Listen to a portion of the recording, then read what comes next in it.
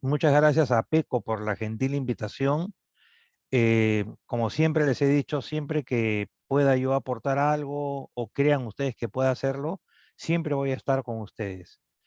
Vamos a conversar entonces ahora sobre cómo está la situación, el entorno en este año y qué perspectivas hay eh, hacia los siguientes meses, ¿no?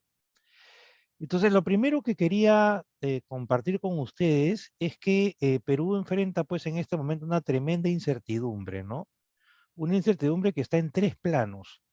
Primero en el tema de salud, ¿no? Debido a la pandemia y a la posibilidad de una tercera ola sobre la cual no tenemos ninguna certeza, ¿no? Puede que haya, puede que no haya, no lo sabemos. En paralelo, la vacunación está avanzando a buen ritmo y hay un cronograma, inclusive para gente joven como ustedes, para que este año estemos todos ya vacunados y esa es una buena noticia, ¿no? En segundo lugar, hay un problema con la economía, ¿no? Y este problema con la economía se ha originado en las medidas que se han tomado para frenar los contagios. Es decir, cuando hay un problema, digamos, de aumento en el número de contagios, la medida usual que se toma son las conocidas cuarentenas. Entonces, la cuarentena lo que hace es hacer que la gente que, digamos, estaba, pues, no sé, produciendo en una pequeña empresa algún tipo de bien o servicio, y bueno, le dicen vete a tu casa y cierra la empresa. Por ende, lo que se cae es el PBI y con ello se cae el empleo porque no se necesita contar con personas porque obviamente para qué las tendrías si es que no produces nada. Y tenemos además un problema político, ¿no? La incertidumbre creo que en este momento está más sobre qué cosa hará el señor Castillo una vez que asuma la presidencia, ¿no? Ahí está la incertidumbre. Hay señales pues contradictorias respecto de lo que podría ser, con lo cual no tenemos muy claro hacia dónde iría el asunto, ¿no? Y esto ha ocurrido además de una serie de problemas estructurales que no han sido solucionados, ¿no? Como la precariedad de los sistemas de salud, de educación en el Perú, el grado enorme de informalidad, la inseguridad, etcétera, ¿no? Que esto, unido al tema de la pandemia, han creado pues un ambiente tremendo de frustración e intolerancia, ¿no? Hay mucha frustración, cualquier discrepancia es mal vista y termina pues en agresividad, que es algo que hay que ir, que hay que bajar, ¿no? Hay que tranquilizarnos todos un poco, me parece. Entonces yo creo que en este contexto hay dos grandes retos y algo que evitar. El primer reto es controlar el avance de los contagios, ¿no es cierto? Hay que evitar la tercera ola puesto en términos más fáciles, ¿no? El reto dos es cómo reactivar la economía para que de esta manera aumente el empleo.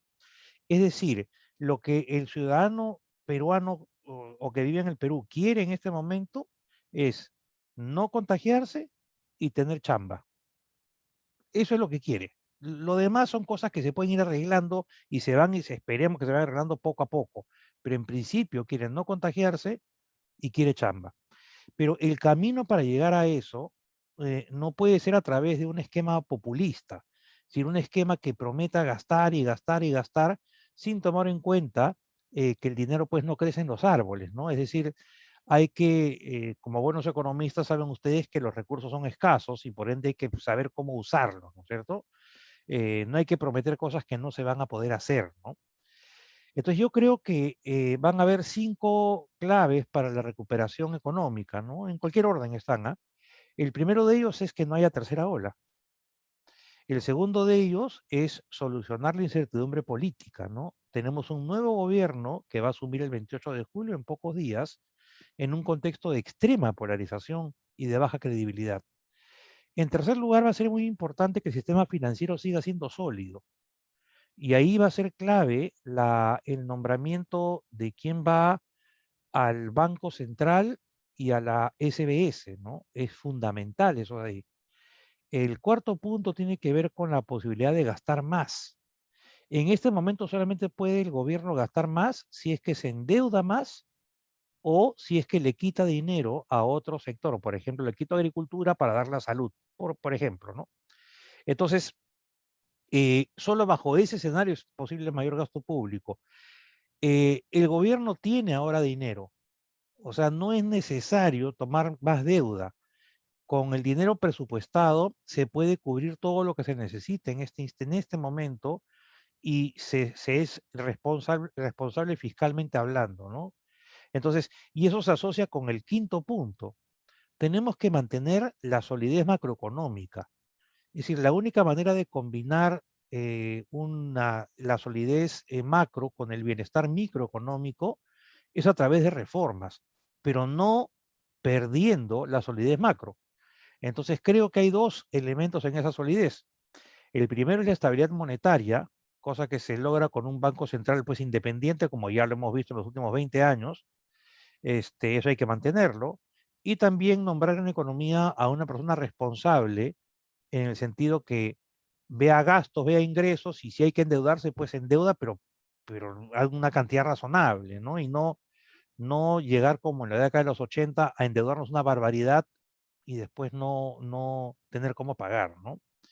Entonces, vamos a algunas cosas de salud. Miren, acá tienen el número de contagiados, si pensamos en el 14 de julio, ¿no? O sea, ayer. Y como ustedes pueden ver, los tres países con mayor número de contagiados desde que comenzó la pandemia son Estados Unidos, India y Brasil. De ahí viene un grupo grande de países europeos, Francia, Rusia, Turquía, Reino Unido, se meten Argentina y Colombia por ahí, Italia, España, Alemania, y Perú aparece en el puesto 19. He puesto este cuadro porque Perú a fines de octubre del año pasado era el quinto en el mundo. Sí, estábamos muy, muy adelante. Complicadísima situación, pero ahora estamos en el puesto 19, ¿no? Este cuadro de acá muestra la evolución de los contagios en el caso de Perú, ¿no? Los casos confirmados, el número de casos confirmados en Perú.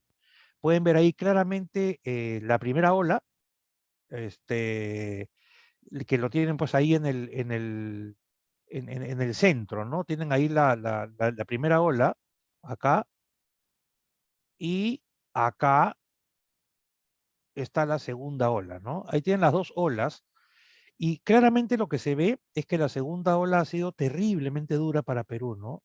Ha sido durísima para Perú la segunda ola, pero lo positivo o dentro del mal o buena noticia es que ya está pasando.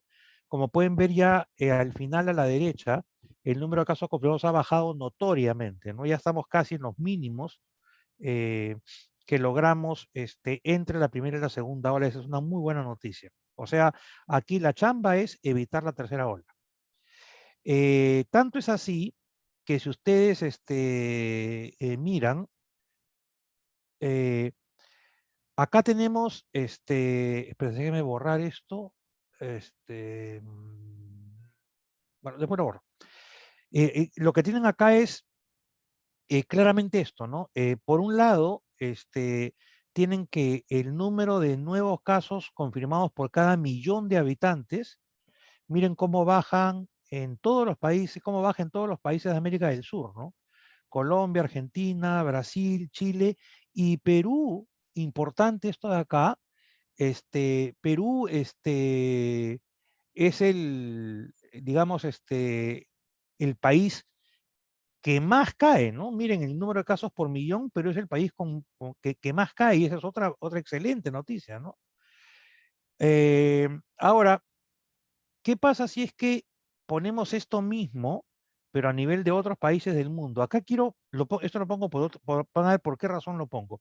Estados Unidos, Francia, India, Canadá y Alemania, todos ya bajando, incluido Perú. Pero Reino Unido disparándose. ¿Qué ha pasado en Reino Unido? En Reino Unido está vacunada la mayoría de la población, cerca del 70%. Sin embargo, han abierto muy rápido. Han abierto discotecas, bares, estadios de fútbol, como lo podemos ver en la Eurocopa, por ejemplo, ¿no?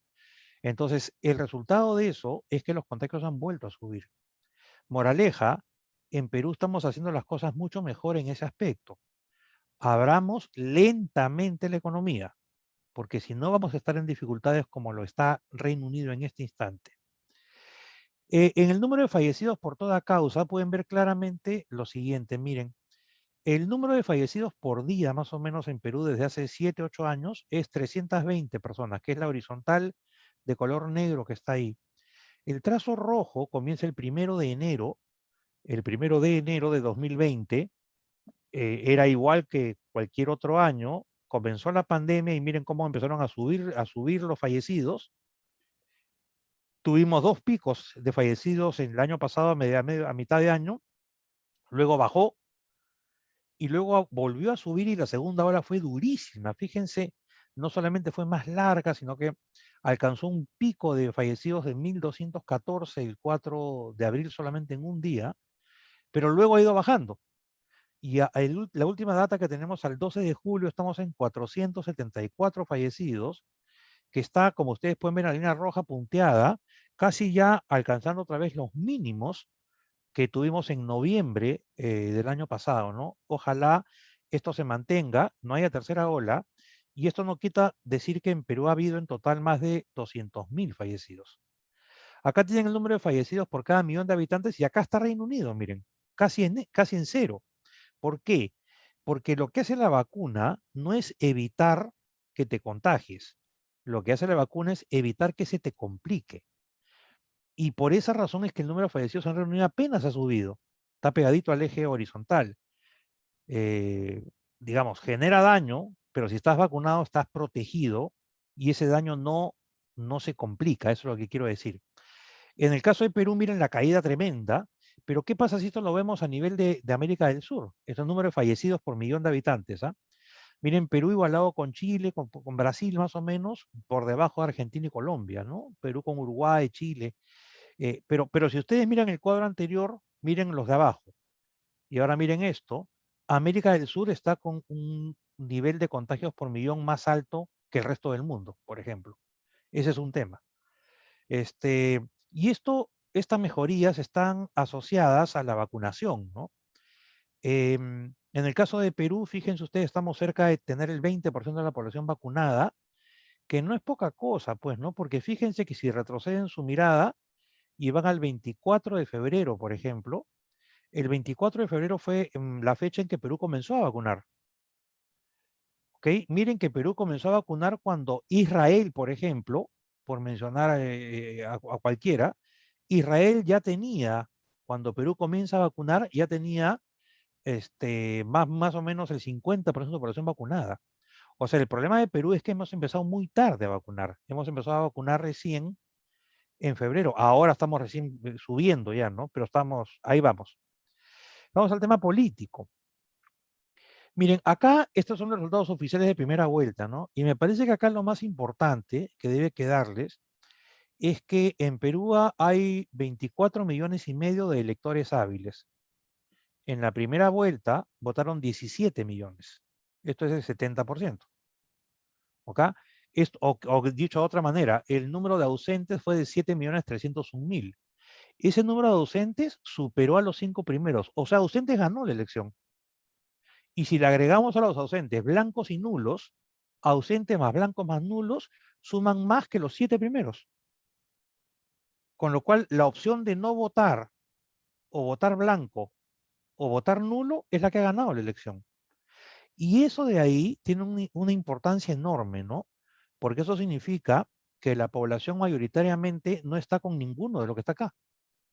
Que en segunda vuelta ya tenía uno que escoger uno u otro, bueno, ese es otro tema, ¿no? Pero en realidad la primera vuelta que te refleja auténticamente el voto de cada candidata o cada candidato, muestra que no hay ninguna intención mayoritaria en favor de nadie, ¿no? Tanto es así que mientras que en 2021 los dos primeros sacaron 32% de los votos válidos, o sea, si agregamos los que no fueron, y sacamos el nuevo total, ese nuevo total sería como 20 más o menos, nada más. En 2006 y en 2011 sacaron 55% y en 2016 61%. Fíjense más, en 2021, el primero fue Pedro Castillo, naturalmente, en primera vuelta. Si imaginariamente pasamos a Pedro Castillo al gráfico de 2016, hubiera quedado cuarto. Entonces, no estamos ante un mandato, por así decirlo, claro, ¿no? En favor de nadie. Y eso significa que hay que hacer política. El Congreso que ustedes ven acá está completamente fragmentado, ¿no? Lo bueno de eso es que no hay ninguna mayoría en favor de nadie y que cualquier cosa que se quiera hacer necesita del apoyo de otras bancadas. O sea, necesitamos que en el Congreso se pongan de acuerdo. Recuerden que las grandes reformas constitucionales incluida aquella que busca convocar una asamblea constituyente, requiere de 87 votos. Perú Libre más Juntos por el Perú tienen 42. Miren cuánto falta para 87. Hay cosas que son difíciles de hacer, miren. Entonces, al margen de quien gane, creo que hay un problema de legitimidad, ¿no? Porque cualquiera que gane, bueno, va a ser Castillo, parece ser obviamente, lo hará con la mitad del país en contra. Y eso es un tema complejo, ¿ah? Además, hay baja credibilidad en los órganos electorales, ¿no? Baja credibilidad en general en el Perú hay, ¿no? Entonces, yo creo que si Castillo gana, hay varios escenarios, ¿no? Un primer escenario, se modera y se vuelve más Verónica Mendoza. Puede ser. Un segundo es que se mantiene radical, se mantiene cerrón. Esta opción es la opción paté del tablero. La tercera opción es se modera en un inicio y luego se radicaliza. ¿Qué opción habrá? Pues no lo sabemos. Pareciera que puede ser una entre la 1 y la 3, ¿no? Pero no hay ninguna certeza. Entonces, lo que tiene que preguntarse el señor Castillo es lo siguiente: ¿por qué opción votó la población? ¿Votó por Castillo o votó por Cerrón? ¿Votó por Venezuela? ¿Votó por Cuba? ¿Por eso votamos? Si él no responde adecuadamente a esa pregunta, bueno, va a tener problemas pues, en los siguientes meses, ¿no? Lo va a tener. Ahora, muchos hablan de una asamblea constituyente, pero el artículo 206 es muy claro al respecto. O sea, no sé qué cosas no se entienden. Miren, las reformas constitucionales, que es lo primero que hay que hacer para poder abrir la opción a una asamblea constituyente, se puede lograr de dos maneras. O se logra, número uno, por una reforma, digamos, que sea aprobada con la mayoría absoluta del número legal de sus miembros, 66 votos, y ratificada mediante un referéndum, o sea, vamos a marcar sí o no en una consulta popular, o sin referéndum, y digamos que se aprueben dos legislaturas ordinarias seguidas y que se logren en cada uno 87 votos o más. ¿Ok? Eh, Se pueden llenar de planillones de firmas todas las que ustedes quieran, todas, pero eso no tiene ningún efecto, más allá de mandarle al Congreso pues el planillón con firmas para pedirle que haga tal cosa, porque tanta gente está pidiendo tal cosa, bla, bla, bla. Yo he hecho un cálculo más o menos con todos los pasos que hay que lograr, que en el mejor escenario, la Asamblea recién se podría convocar en 30 meses. Es decir, se podría convocar recién en 2 años y medio más o menos. De ahí pues habría un año para que hagan la nueva constitución y eso se somete nuevamente a un referéndum. Quiere decir que en el mejor escenario la nueva constitución estaría el cuarto año o cuarto año y medio. Pero lo más curioso de todo esto es que no se necesita una asamblea constituyente, porque la constitución se puede cambiar como la cambió en 2019 Vizcarra eh, eh, 3 veces, con el apoyo del Congreso. El Congreso hizo lo que tiene, lo que está en el artículo 206 y se cambiaron 3 artículos de la Constitución. Entonces, puede cambiarse la Constitución, por supuesto. No requiere una asamblea constituyente porque eso implicaría, este, digamos, meterle mucho ruido a la economía, ¿no? Porque nadie sabría hacia dónde vamos a ir, ¿no? Yo no sé por qué en el Perú hay toda esa onda que si cambio la Constitución arreglo los problemas. ¿Qué? O sea, ¿va a mejorar la vacunación si cambio la Constitución? ¿Va a mejorar la educación si la cambio? O sea, la gente tiene que chambear, la gente tiene que vacunarse. Hay cosas más importantes ahora. Perú ha tenido 12 constituciones y en las 12 constituciones dice que el Estado se preocupa pues por garantizar servicio básico de calidad para todos y nunca lo ha cumplido. O sea, hay que cumplir lo que esté en la Constitución y listo. Y se acabó el problema, o sea, no hay más. Vamos a la economía. Estas son las proyecciones que hay hechas por el Banco Mundial el 9 de junio. Miren que la economía que más cayó fue pues Perú, ¿no? Cayó 11% en 2020, pero al mismo tiempo es la economía que más se va a recuperar hacia el año 2021. Todos sabemos que el crecimiento económico no es suficiente, ¿no? Ya está escrito hasta el cansancio, todos sabemos cuando ya nos enseñan eso, requerimos crecimiento más reformas para conectar las cifras macroeconómicas con el bienestar de las familias y el bienestar micro. Si no hay esa conexión, las cifras macro no se van a reflejar en un bienestar micro. Eso está claro para todas, para todos. Entonces, lo que hay que trabajar es justamente en hacer esas reformas que necesitamos, ¿no? El daño de la COVID ha sido terrible para Perú, ¿no? Bueno, como para todos, ¿no?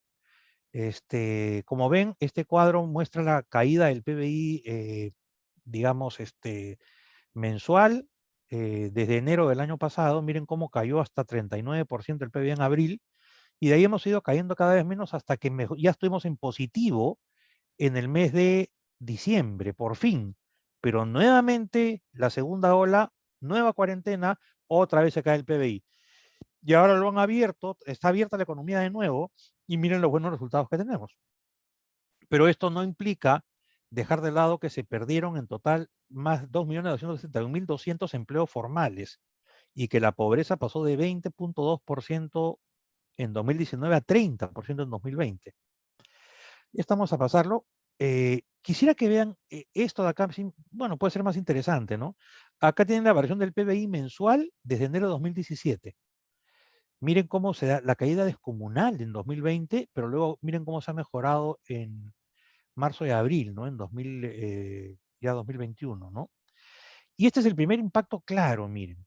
Las empresas, para poder vender más y dar más empleo, necesitan vender más. Pero para vender más, necesitan que la gente les compre más. Y para que les compre más, necesita que la gente gaste más. Pero miren el nivel de gasto, cómo se encuentra ahora, en 2020, o a diciembre de 2020, ¿no? El nivel de gasto a ese momento equivalía al nivel de gasto que teníamos antes de 2010.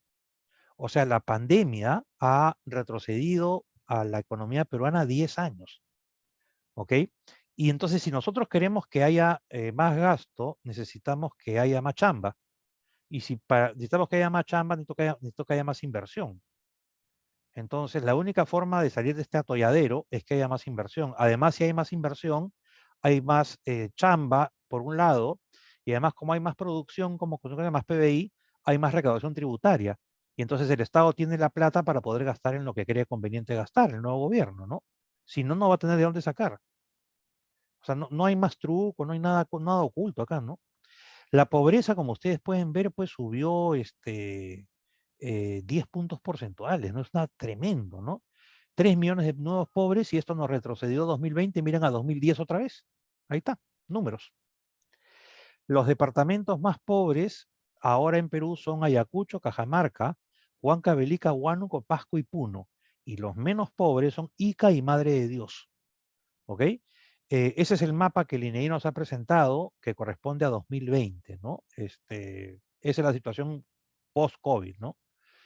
Entonces, y lo que quiero mostrarles es que Perú tiene solidez macroeconómica y que se está recuperando.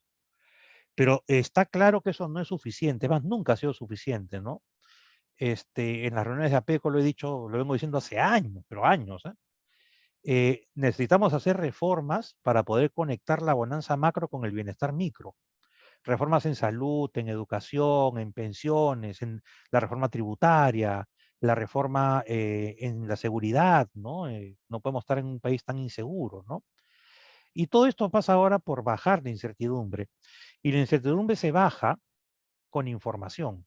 Damos información. Y creo que más allá de ideologías que hay que dejar de lado, lo que tenemos que hacer es mantener lo que funciona y reformar lo que no funciona. Esa es mi frase con la cual quisiera que se queden. Mantener lo que funciona y reformar lo que no funciona. ¿Ok?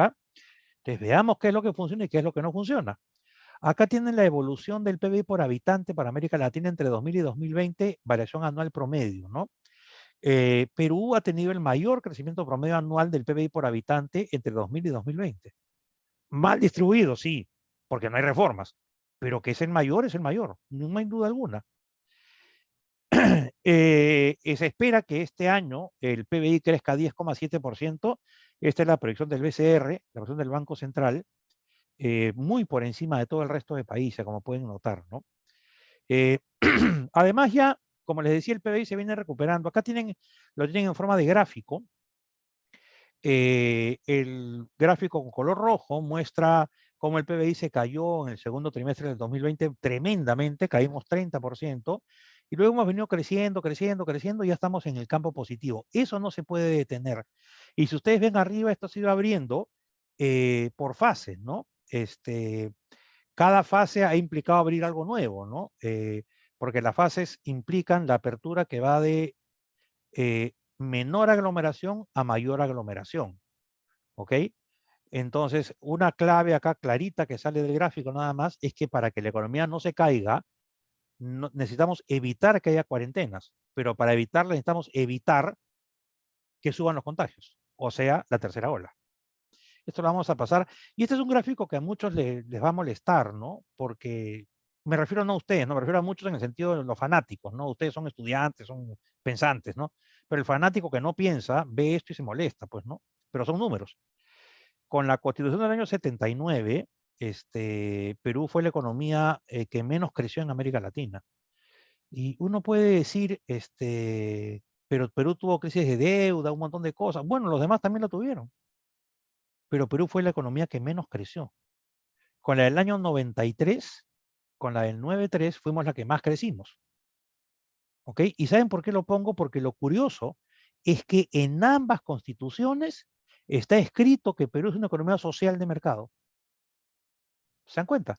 ¿Cómo las leyendas se van cayendo? O sea, la economía social de mercado en Perú no se ha aplicado en ningún momento, ni en el 7.9 ni en el 9.3, pese a que esté escrito.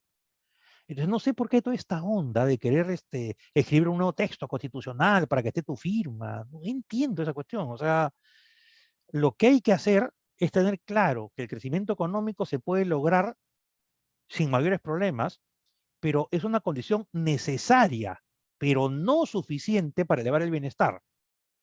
Y esta afirmación que está ahí no es nueva. Toda la vida ha sido así, desde que escribió Smith La riqueza de las naciones en 1776, o Marx en 1867 El Capital. Siempre ha sido igual.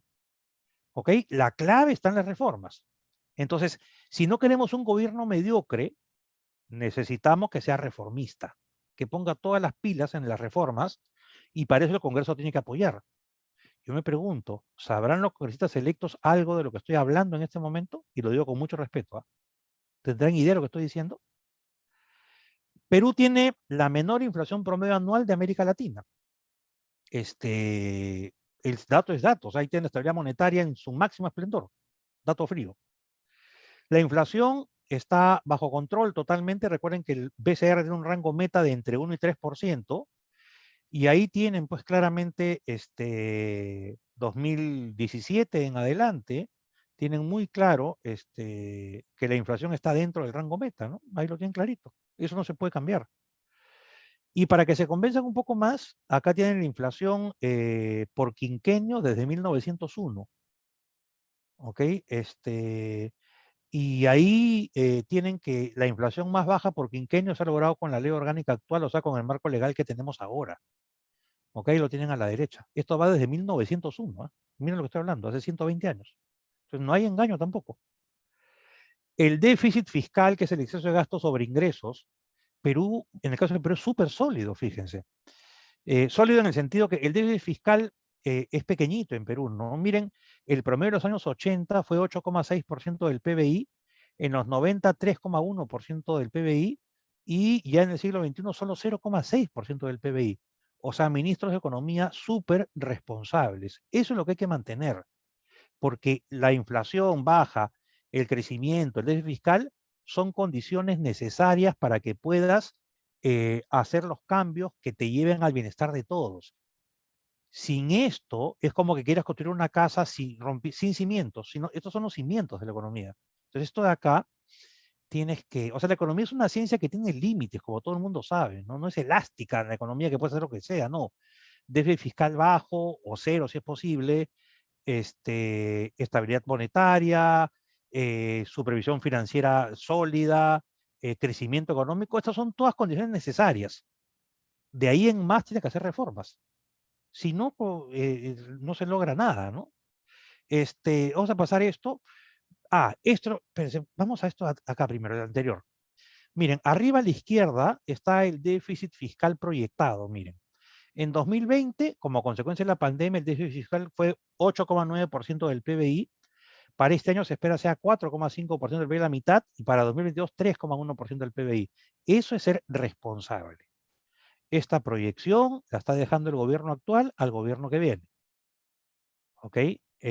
Acá tienen cómo crecieron cómo cayeron los ingresos en 2020 a la derecha, cómo subieron los gastos abajo a la izquierda, y cómo la inversión pública se cayó en 2020 también abajo a la derecha, ¿no? Y esto de acá, bueno, entre otras cosas, las empresas públicas pues fueron un fiasco en los años 70 hasta que se redujeron al mínimo y bueno, ahora está Petroperú, las empresas de agua potable, pero casi no tienen pérdidas, tienen algo de pérdidas, pero poco. Pero en los años 70 pues fue tremenda, del 70 al 90, ¿no? Tremendas las pérdidas, porque a veces uno no se da cuenta que una empresa sea pública o privada, si tiene pérdidas alguien las tiene que cubrir. Y el caso de las públicas, cuando hay pérdidas, se cubren por deuda o con emisión del Banco Central, ¿no? Esa es la historia del Perú. Entonces, la deuda pública, como ustedes pueden ver, es menor del 35% del PBI post pandemia, lo cual es una excelente señal, ¿no es cierto? Porque eso señala un manejo fiscal súper responsable. ¿Ok? Acá tienen la deuda pública otra vez. Miren a Chile y a Perú a la derecha en 2020. Perú llegó a 35% y para Perú el promedio 2016-2020 ha sido 27.3%. ¿Ok? Esto vamos a pasarlo. Y acá está donde hay que cambiar, pues fíjense. Miren, de 141 países, en el ítem estabilidad macroeconómica, estamos en el primer lugar en el mundo. Escúchenlo bien, en el mundo. Estabilidad monetaria, manejo fiscal responsable, supervisión financiera adecuada, por ende crecimiento económico. No hay ninguna duda, y esto no lo ha hecho ningún peruano, es el Foro Económico Mundial, ¿no? Acá no participa ningún peruano en esta chamba. Pero cuando vamos a infraestructura, estamos en el puesto 88 de 141. Cuando vamos a nivel del capital humano, 81 de 141. Prácticas laborales, 77 de 141. Institucionalidad, 94 de 141. Adopción de TICs, 98 de 141. Capacidad para innovar, 90 de 141. Entonces, si uno ve este cuadro, se da cuenta de qué cosa. Número uno, la estabilidad macro no es suficiente. Y número dos, lo que tengo que hacer es entrar en esos ítems donde estoy entre los últimos. O sea, toca mejorar eso ahí y eso se hace cambiando, ¿no es cierto? O sea, eso es lo que no funciona, eso hay que reformar. Entonces, ¿cuál sería el mensaje? Mantengamos la estabilidad macro y mejoremos todo lo demás. Si quieren, mejoremos todo lo demás. Algunas reformas tienen que ser más profundas que otras, etcétera, ¿no? Pero acá queda, pues, no sé, meridianamente claro. Es difícil no verla de esta manera, ¿no? O sea, no hay que tocar la estabilidad macro. Ese es el mensaje. Y entonces, ¿por qué la economía se comenzó a recuperar, como hemos visto en marzo, abril? Punto número uno, disponibilidad de vacunas. No le estamos tomando el peso a esto, pero Perú es el país de América Latina con mayor disponibilidad de vacunas, y hace vacunatones y cuánto hay. Miren cómo está Bolivia. Hay gente en Bolivia que se ha vacunado en marzo con la Sputnik 5, una vacuna rusa, y hasta ahora no tiene la segunda dosis porque no hay. Miren Colombia, miren Uruguay. Perú, gracias a una buena gestión de Cancillería, porque Cancillería se encarga de esto, tenemos ya todas las vacunas para todos ya. El presidente Castillo lo que tiene que hacer es simplemente mantener este sistema de acá, ¿no? O sea, no tocar nada. Nada. Esto sigue viniendo, acá está el cronograma de cómo van a llegar las vacunas, etcétera, para que todos ustedes y todos los peruanos estemos vacunados de aquí a diciembre con nuestras 2 dosis. Eso por lo menos va a minimizar la posibilidad de una tercera ola y nos va a permitir volver a clases presenciales y muchas cosas a partir de 2022. El segundo punto que ha empujado a la recuperación tiene que ver con el crecimiento del crédito del sector privado. Acá tienen la tasa de variación del crédito al sector privado y miren cómo la pandemia, desde que estalla, a partir ya de mayo de 2020, comienza a crecer el crédito. Miren cuánto crece cada mes, ¿ah? ¿Cuánto crece cada mes? Hasta que ahora que ya está pasando, ya está creciendo a un ritmo más bajo. O sea, esto es un buen manejo macroeconómico.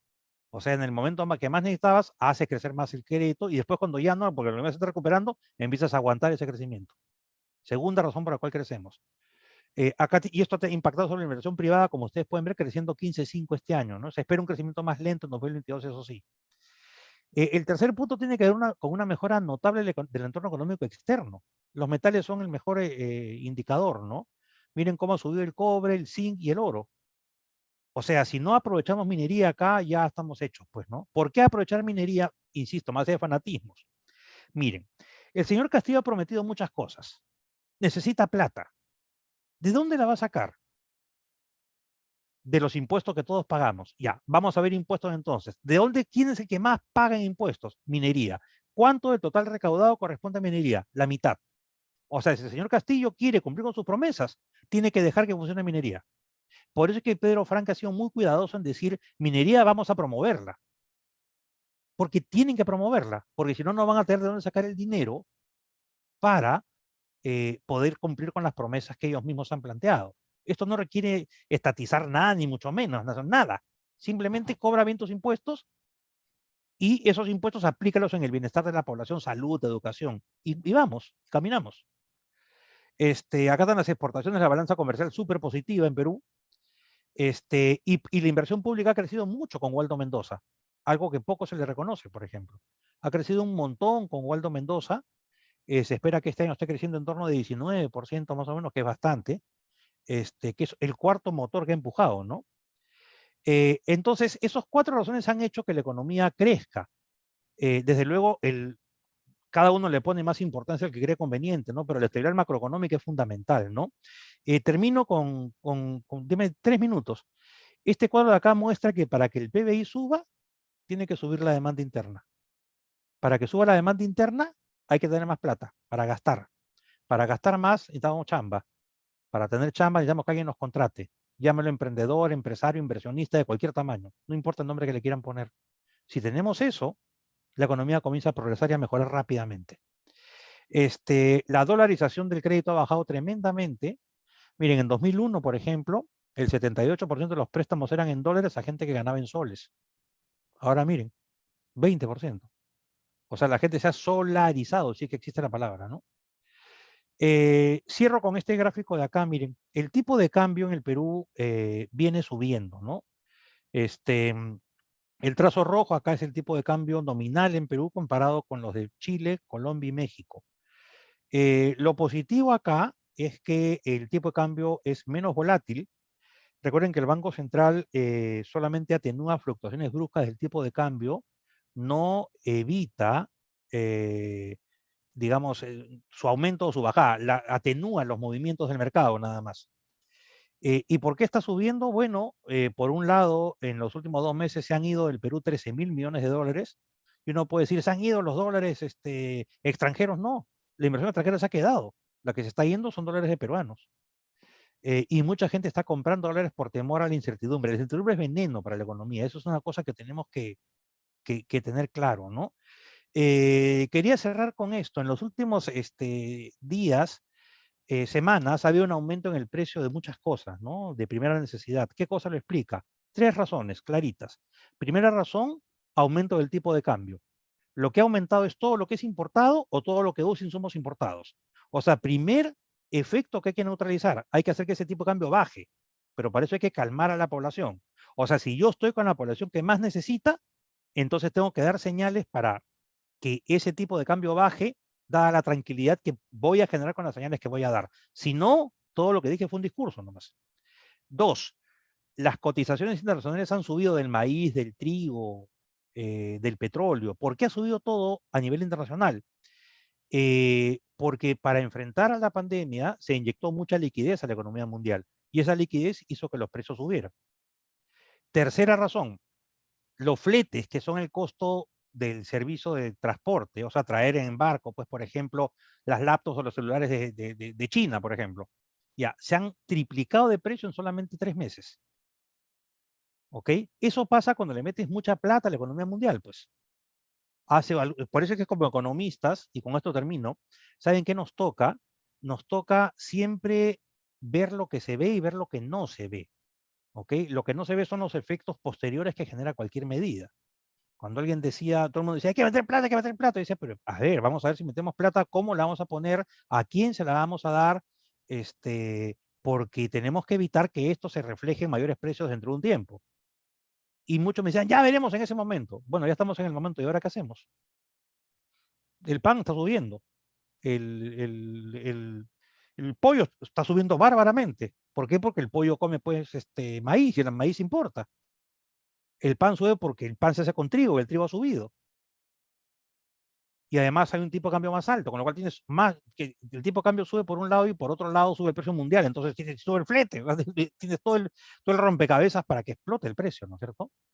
Entonces hay que tener cuidado siempre en economía, siempre hay que ver lo que se ve y lo que no se ve. Yo les agradezco mucho por haberse dado el tiempo de escucharme. Siempre estoy a disposición de ustedes la cantidad de veces que ustedes quieran